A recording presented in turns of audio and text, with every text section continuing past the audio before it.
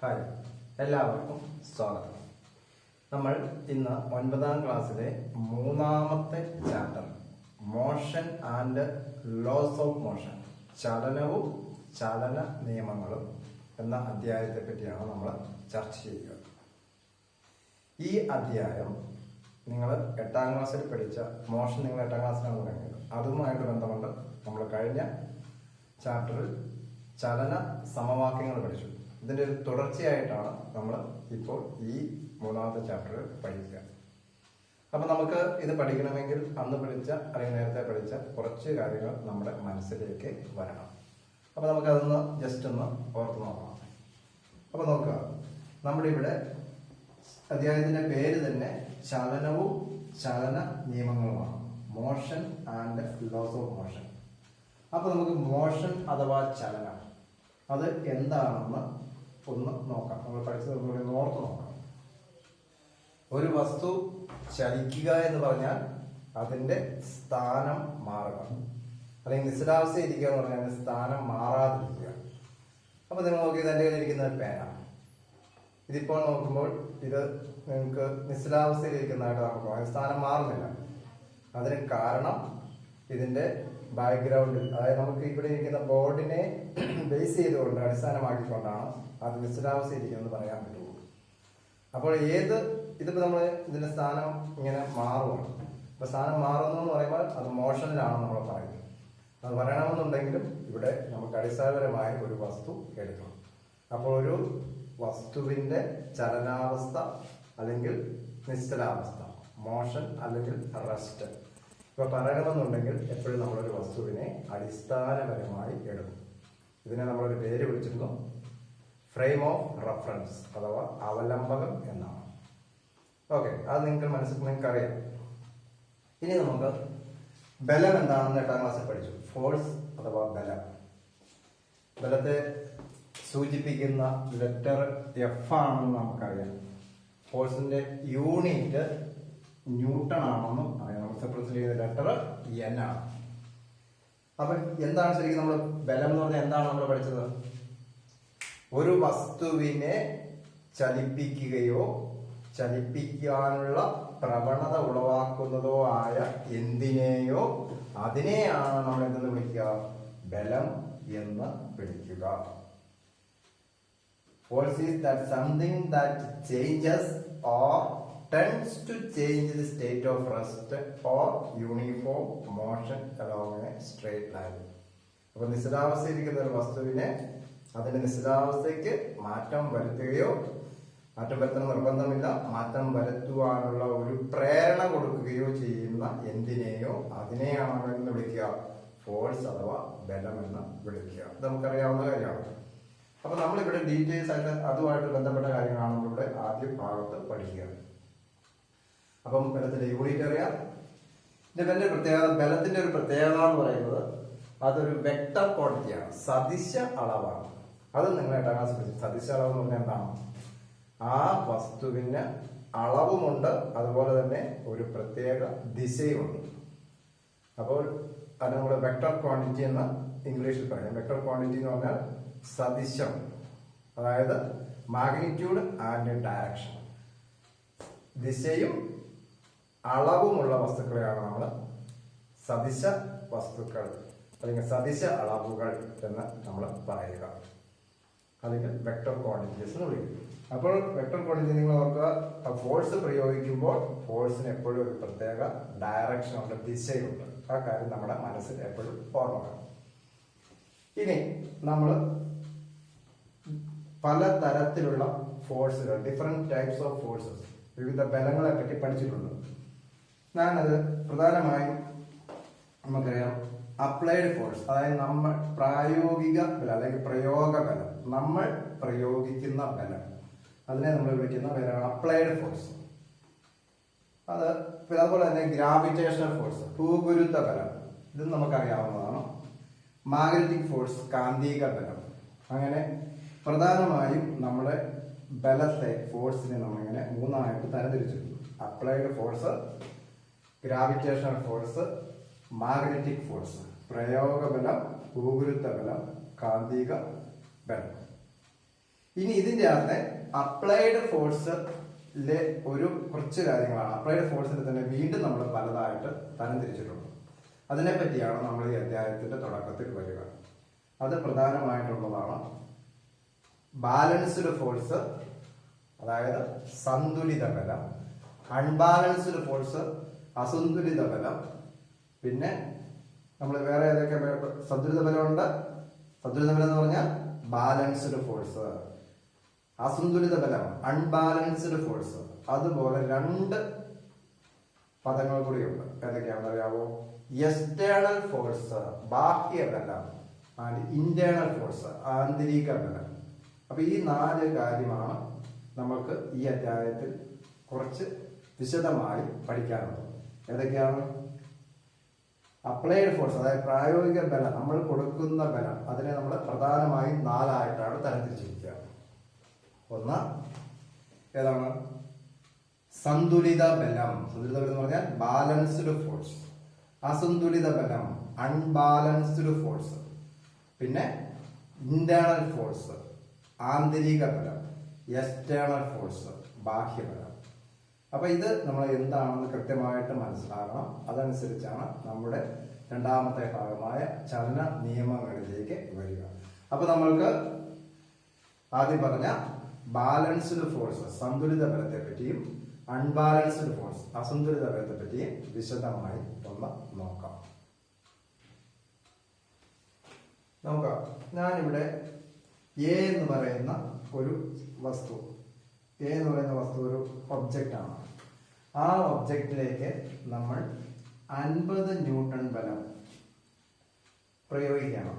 ഇവിടെ നിന്നും, അതായത് ലെഫ്റ്റ് സൈഡിൽ നിന്നും 50 ന്യൂട്ടൺ ബലം പ്രയോഗിക്കുന്നു. അപ്പം അതേപോലെ തന്നെ റൈറ്റ് സൈഡിൽ നിന്നും ലെഫ്റ്റ് സൈഡിലേക്ക്, വലത്തു നിന്നും ഇടത്തേക്ക് 50 ന്യൂട്ടൺ ബലം പ്രയോഗിക്കുന്നു. അപ്പൊ ഈ വസ്തുവിൽ രണ്ട് സൈഡിൽ നിന്നും, അതായത് ഇടത്തു നിന്ന് വലത്തോട്ടും വലത്തു നിന്ന് ഇടത്തോട്ടും ഒരേ ബലമാണ് പ്രയോഗിക്കപ്പെടുക. അപ്പൊ 50 ന്യൂട്ടൺ വീതം ബലം എ എന്ന് പറയുന്ന വസ്തുവിൽ പ്രയോഗിക്കുന്നു. അപ്പൊ നിങ്ങൾ ശ്രദ്ധിക്കുക, ബലത്തിന് ബലം എന്ന് പറയുന്ന ഒരു വെക്ടർ ക്വാണ്ടിറ്റി ആണെന്ന് നമ്മൾ പഠിച്ചു. അതായത് അതിന് ദിശയുണ്ട്.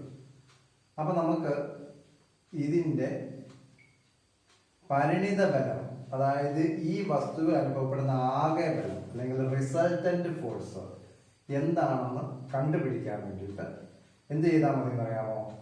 നമ്മുടെ ഈ വസ്തുവിൽ പ്രയോഗിക്കപ്പെട്ട രണ്ട് ബലങ്ങൾ, അതായത് രണ്ട് വശത്തു നിന്നാണ് ബലങ്ങൾ പ്രയോഗിക്കപ്പെട്ടത്. അപ്പൊ ആകെ ബലം കണ്ടുപിടിക്കാൻ വേണ്ടിയിട്ട് ഇത് രണ്ടും കൂടി നമുക്ക് കൂട്ടിയാൽ മതി. അതായത് ആകെ ബലം, ടോട്ടൽ ഫോഴ്സ് അല്ലെങ്കിൽ പരിണിത ബലം കണ്ടുപിടിക്കാനായിട്ട് ഈ പ്രയോഗിക്കപ്പെട്ട രണ്ട് ബലങ്ങളൂടി കൂട്ടി അല്ലെങ്കിൽ സം കണ്ടാൽ മതി. പക്ഷെ നമ്മൾ ശ്രദ്ധിക്കേണ്ട ഒരു കാര്യം, ഇത് ഈ ബലത്തിന് ദിശയുള്ളത് കൊണ്ട് നമ്മൾ എപ്പോഴും ലെഫ്റ്റിൽ നിന്നും റൈറ്റിലേക്ക്, ഇടത്തു നിന്നും വലത്തോട്ട് കൊടുക്കുന്ന ബലത്തെ നമ്മൾ എപ്പോഴും പോസിറ്റീവായിട്ട് കണക്കാക്കുക. ഇനി വലത്തു നിന്നും ഇടത്തോട്ട് പ്രയോഗിക്കുന്ന ബലത്തെ നമ്മൾ നെഗറ്റീവായിട്ട് കണക്കാക്കുക. എപ്പോഴും നമ്മൾ അങ്ങനെയായിരിക്കും കണക്കാക്കുക. ലെഫ്റ്റിൽ നിന്നും റൈറ്റിലേക്കുള്ളത് പോസിറ്റീവും റൈറ്റിൽ നിന്ന് ലെഫ്റ്റിലേക്കുള്ളത് നെഗറ്റീവ്. അപ്പോൾ നമ്മൾ ഈ ഒന്നാമത്തെ കേസിൽ, അതായത് എ എന്ന് പറയുന്ന വസ്തുവിൽ 50 ന്യൂട്ടൺ ബലം അങ്ങോട്ടും 50 ന്യൂട്ടൺ ബലം ഇങ്ങോട്ടും ഇടത്തേക്കും, അതായത് ലെഫ്റ്റിൽ നിന്ന് റൈറ്റിലേക്കും റൈറ്റിൽ നിന്ന് ലെഫ്റ്റിലേക്കും പ്രയോഗിക്കുമ്പോഴുള്ള പരിണിത ബലമാണ് ഇവിടെ കണ്ടുപിടിച്ചിരിക്കുക. അപ്പോൾ അങ്ങോട്ടുള്ളത് പോസിറ്റീവ് 50 പ്ലസ് ഇങ്ങോട്ടുള്ളത് നെഗറ്റീവ് -50 സമം 0. നമുക്ക് ലഭിച്ച പരിണിത ബലം 0 ആണ്. ഇനി നമുക്ക് എ എന്ന് പറയുന്ന ഈ വസ്തുവിന്റെ ഒബ്ജക്റ്റിൽ 75 ന്യൂട്ടൺ ബലം ലെഫ്റ്റ് സൈഡിൽ നിന്നും റൈറ്റ് സൈഡിലേക്ക്, ഇടത്തു നിന്നും വലത്തോട്ടും, 75 ന്യൂട്ടൺ ബലം റൈറ്റ് സൈഡിൽ നിന്നും ലെഫ്റ്റ് സൈഡിലേക്ക്, വലത്തു നിന്നും ഇടത്തോട്ടും പ്രയോഗിക്കുന്നു. അപ്പോഴുള്ള റിസൾട്ടന്റ് ഫോഴ്സ് അല്ലെങ്കിൽ പരിണിത ബലം കണ്ടുപിടിക്കാൻ എന്ത് ചെയ്യണം? എപ്പോഴും നമ്മൾ ലെഫ്റ്റിൽ നിന്നും റൈറ്റിലേക്കുള്ളത് പോസിറ്റീവ്, റൈറ്റിൽ നിന്നും ലെഫ്റ്റിലേക്കുള്ളത് നെഗറ്റീവ്. Plus 75, 75 plus -75 = 0. 75 -75 കൂടുമ്പോൾ പരിണിത ബലം നമുക്ക് 0 കിട്ടും. ഇനി മൂന്നാമത്തെ കേസ് നോക്കാം. മൂന്നാമത്തെ കേസിൽ 200 ന്യൂട്ടൺ ബലമാണ് നമ്മൾ ലെഫ്റ്റിൽ നിന്നും റൈറ്റിലേക്ക്, അതായത് പോസിറ്റീവ് 200, റൈറ്റിൽ നിന്നും ലെഫ്റ്റിലേക്ക് വലത്തു നിന്നും ഇടത്തേക്ക് 200 ന്യൂട്ടൺ ബലം. അപ്പം 200 ന്യൂട്ടൺ ബലം പ്രയോഗിച്ചപ്പോൾ നമുക്ക് റിസൾട്ടന്റ് ഫോഴ്സ് പതിനത് ബലം എത്ര തന്നെ കിട്ടും? 200 പ്ലസ് മൈനസ് 200 0. അപ്പോൾ നോക്കി ഇവിടെ നമ്മൾ ലെഫ്റ്റ് സൈഡിലും റൈറ്റ് സൈഡിലും പ്രയോഗിച്ച ബലം തുല്യമാണ്. അതായത് 50 newton 50 newton, 75 newton 75 newton, 200 newton 200 newton. അപ്പോൾ നമുക്ക് ലഭിച്ച പരിണിത ബലം കണ്ടുപിടിക്കാൻ എപ്പോഴും എന്ത് ചെയ്താണ്? ആ വസ്തുവിൽ പ്രയോഗിച്ച ആകെ ബലം. അപ്പൊ അത് കണ്ടുപിടിക്കാൻ എന്താണ് മാർഗം? ലെഫ്റ്റിൽ നിന്ന് റൈറ്റിലേക്കുള്ള എത്ര ബലം ഉണ്ടായാലും അതിനെ നമ്മൾ പോസിറ്റീവായിട്ട് എടുക്കുക. റൈറ്റിൽ നിന്ന് ലെഫ്റ്റിലേക്ക്, വലത്തു നിന്ന് ഇടത്തേക്കുള്ളത് നെഗറ്റീവ്, ഇടത്തു നിന്ന് വലത്തേക്കുള്ള പോസിറ്റീവ് എടുക്കുക. ആ പോസിറ്റീവ് നെഗറ്റീവുകൾ കൂട്ടുക. അപ്പോൾ എത്രയാണോ ബലം കിട്ടുന്നത് അതായിരിക്കും നമ്മുടെ പരിണിത ബലം. അപ്പോൾ ഇവിടെ നമ്മൾക്ക് എല്ലായിടത്തും അതായത് തുല്യ ബലം ആണ് രണ്ട് സൈഡിലും പ്രയോഗിക്കപ്പെടുന്നത്. അതിന് നമ്മളോട് ഈ ബലത്തെ നമ്മൾ വിളിക്കുന്നത് ബാലൻസ്ഡ് ഫോഴ്സ് എന്നാണ്. Balanced force. അപ്പോൾ ബാലൻസ്ഡ് ഫോഴ്സിന്റെ സമയത്ത് നമ്മുടെ പരിണിത ബലം അല്ലെങ്കിൽ റിസൾട്ടന്റ് ഫോഴ്സ് എന്ന് പറയുന്നത് എപ്പോഴും 0 ആയിരിക്കും. ഇനി നമുക്ക് അതേ വസ്തുവിൽ നമുക്ക് പ്രയോഗിക്കപ്പെടുന്ന ബലം ഒന്ന് വ്യത്യാസപ്പെടുത്തി നോക്കാം. ഇവിടെ ലെഫ്റ്റിൽ നിന്നും റൈറ്റിലേക്ക്, ഇടത്തു നിന്നും വലത്തേക്ക് 100 ന്യൂട്ടൺ ബലം ആ വസ്തുവിൽ പ്രയോഗിക്കുന്നു. വലത്തു നിന്ന് ഇടത്തേക്ക്, റൈറ്റിൽ നിന്ന് ലെഫ്റ്റിലേക്ക് 50 ന്യൂട്ടൺ ബലമാണ് പ്രയോഗിച്ചത്. അപ്പോൾ നമുക്ക് പരിണിത ബലം കണ്ടുപിടിക്കാൻ, റിസൾട്ടന്റ് ഫോഴ്സ് കണ്ടുപിടിക്കാൻ അല്ലെങ്കിൽ ടോട്ടൽ ഫോഴ്സ് കണ്ടുപിടിക്കാൻ എന്ത് ചെയ്യണം? ലെഫ്റ്റിൽ നിന്ന് റൈറ്റിലേക്കുള്ള പോസിറ്റീവ് പ്ലസ് 100 പ്ലസ് മൈനസ് 50, 100 50 കൂടി മൈനസ് 50 കൂടി കൂട്ടുക. അപ്പോൾ നമുക്ക് എത്ര കിട്ടി? പ്ലസ് 50 ന്യൂട്ടൺ ബലമാണ് നമ്മുടെ പരിണിത ബലം കിട്ടുന്നത്. ഇനി രണ്ടാമത്തെ കേസിൽ നമ്മൾ 100 ന്യൂട്ടൺ ബലം ഇടത്തു നിന്നും വലത്തോട്ട് പ്രയോഗിച്ചു, 200 ന്യൂട്ടൺ ബലം വലത്തു നിന്നും ഇടത്തോട്ട് പ്രയോഗിച്ചു. അപ്പോൾ നോക്കിക്കേ, 100 പ്ലസ് മൈനസ് 200, അപ്പോൾ നമുക്ക് ഉത്തരം മൈനസ് 100. ഈ മൂന്നാമത്തെ കേസിൽ ഇടത്തു നിന്നും വലത്തേക്ക് 200, വലത്തു നിന്നും ഇടത്തേക്ക് 100, അപ്പോൾ 200 പ്ലസ് മൈനസ് 100, അപ്പോൾ നമുക്ക് ലഭിച്ചിരിക്കുന്നത് പ്ലസ് 100. അപ്പോൾ നോക്കി ഇവിടെ എല്ലാം ആദ്യത്തെ കേസിൽ നമ്മൾ ഒരേ ബലം ഇടത്തു നിന്ന് വലത്തോട്ടും വലത്തു നിന്ന് ഇടത്തോട്ടും പ്രയോഗിച്ചപ്പോൾ നമുക്ക് ലഭിച്ച പരിണിത ബലം എപ്പോഴും 0 ആണ്. പക്ഷേ നമ്മൾ ഇടത്തു നിന്ന് വലത്തോട്ടുള്ള ബലവും വലത്തു നിന്ന് ഇടത്തോട്ട് ബലം പ്രയോഗിച്ചപ്പോൾ നമുക്ക് ഇവിടെയല്ല, ഈ കേസിൽ നമുക്ക് ലഭിച്ചിരിക്കുന്നത് ഒരു ബലത്തിന് വ്യത്യാസമുണ്ട്. 0 അല്ല, ഒന്നുകിൽ പ്ലസ് അല്ലെങ്കിൽ മൈനസ്. പ്ലസോ മൈനസോ എന്നുള്ളത് നമുക്ക് ബാധകമല്ല. അത് നമ്മുടെ എന്തിനെ സൂചിപ്പിക്കാൻ മാത്രമേ ഉള്ളൂ പ്ലസോ മൈനസോ? ഇവിടെ ദിശയെ സൂചിപ്പിക്കാൻ. പ്ലസ് ആണ് മൈനസ് ആണ് നമുക്ക് കണക്ക് കൂട്ടുമ്പോൾ നമ്മൾ അങ്ങനെ കണക്ക് കൂട്ടും. പക്ഷെ നിങ്ങളുടെ മനസ്സിൽ വരിക പ്ലസ് മൈനസ് എന്ന് പറയുന്നത് അത് ദിശയെയാണ് സൂചിപ്പിക്കുന്നത്. അപ്പോൾ നമ്മൾ അളവ് എഴുതുമ്പോൾ പ്ലസ് മൈനസ് എഴുതുമെങ്കിലും നിങ്ങളുടെ മനസ്സിൽ അതൊരു അളവ് മാത്രമാണെന്ന് ഓർക്കുക. പ്ലസ് ഓർ മൈനസ് ചിഹ്നം നമ്മുടെ ദിശയെ മാത്രമേ സൂചിപ്പിക്കൂ. അപ്പോൾ നോക്കിയേ, ഇവിടെയെല്ലാം നമ്മൾ ബാലൻസ്ഡ് ഫോഴ്സ് പ്രയോഗിച്ചപ്പോൾ വസ്തു സ്ഥാനം മാറുമോ? ഇനി അൺബാലൻസ്ഡ് ഫോഴ്സ്, അതായത് ഈ വസ്തു പ്രയോഗിച്ച പരിണിത ബലത്തിന് വ്യത്യാസമുണ്ട്.